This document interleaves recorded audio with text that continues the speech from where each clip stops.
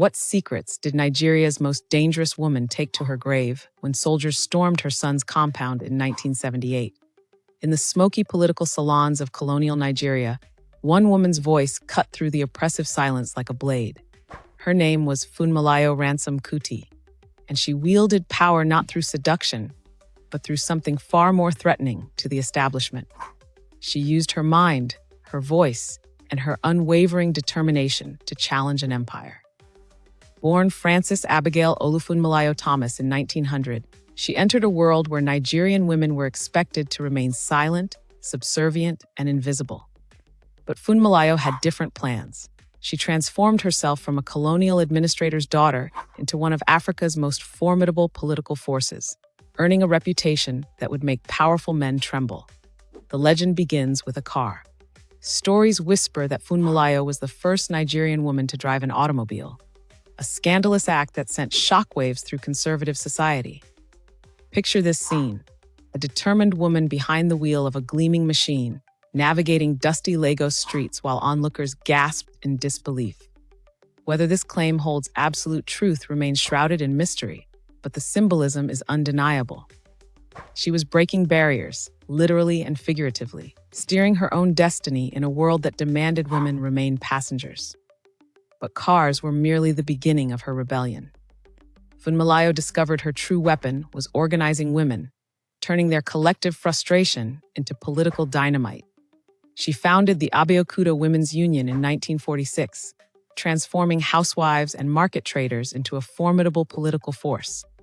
These weren't just social gatherings over tea and gossip.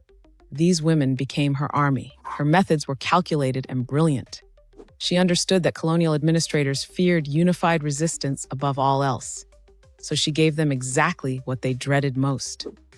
Under her leadership, thousands of women marched through Abeokuta's streets, their voices rising in protest songs that echoed through government buildings. They demanded an end to unfair taxation, corrupt traditional rulers, and colonial exploitation.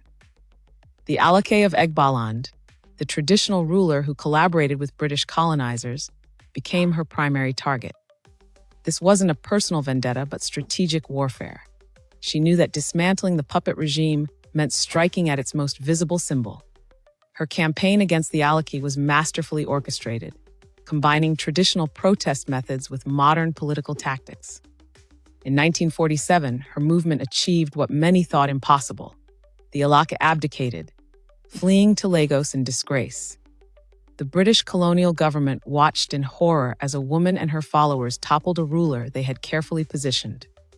Funmilayo had proven that organized resistance could defeat seemingly insurmountable power structures. But victory came with dangerous consequences. The colonial administration now viewed her as a serious threat, monitoring her movements and associations. She had crossed from activist to enemy of the state, a woman too dangerous to ignore.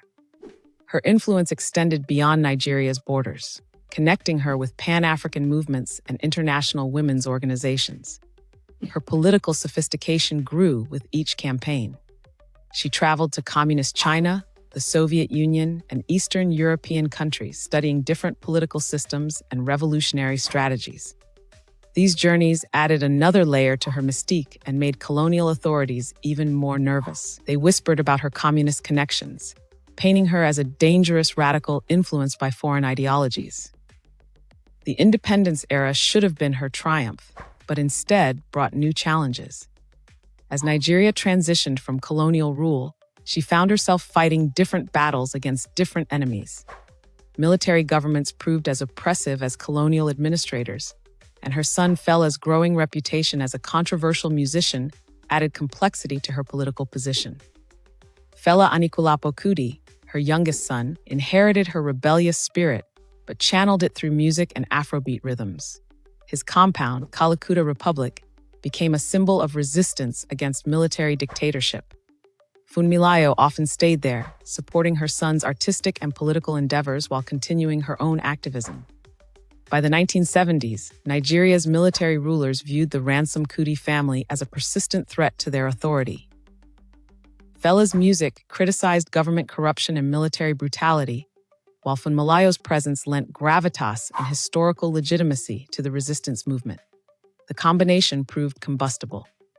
Then came February 18, 1978, a date that would forever change Nigerian history. Over 1,000 soldiers surrounded Kalakuta Republic in what they called a sanitation exercise. But everyone knew this was retaliation for the family's defiant stance against General Olusegun Obasanjo's military government. The attack was brutal and systematic. Soldiers beat residents, destroyed property, and set buildings ablaze. In the chaos, 77-year-old Funmilayo was thrown from a second-story window. The official report claimed she jumped, but eyewitnesses told different stories. Some said soldiers pushed her. Others described her being thrown like a discarded object. The injuries from that fall proved fatal. Funmilayo lingered for months, her body broken, but her spirit undefeated. She died on April 13, 1978, taking with her the truth about what really happened during those terrifying hours at Kalakuta Republic. Her death sparked outrage across Nigeria and international condemnation, but the military government successfully buried most details about the raid, leaving questions that remain unanswered decades later. Who ordered the attack? Why was such an overwhelming force used against a family compound? What were they really trying to silence? Fela immortalized his mother's struggle in his song, Coffin for Head of State, carrying her coffin to the government house in protest. The image of a son demanding justice for his murdered mother became one of Nigeria's most powerful political statements. Today, historians debate Funmilayo's true legacy. Was she really the first Nigerian woman to drive a car? The evidence remains inconclusive, but the legend persists because it captures something essential about her character. She was always driving toward destinations others couldn't imagine, breaking through barriers that seemed insurmountable. Her real power lay not in seduction or manipulation, but in her ability to inspire ordinary people to extraordinary acts of courage. She proved that one woman's determination could topple governments, challenge empires, and change the course of history. Funmilayo Ransome-Kuti died as she lived, defying those who tried to silence her voice. Her legacy reminds us that the most dangerous women aren't those who destroy through deception, but those who transform the world through truth, courage, and an unshakable belief that change is possible. In death, she became more powerful than her enemies ever imagined, inspiring generations of African women to claim their rightful place in political and social spheres. The woman who may have been first to drive a car in Nigeria ultimately drove her people toward freedom, leaving tire tracks on the road to independence that can never be erased. For more powerful women's stories, don't forget to like, comment, and subscribe to Mythic Narratives Hub.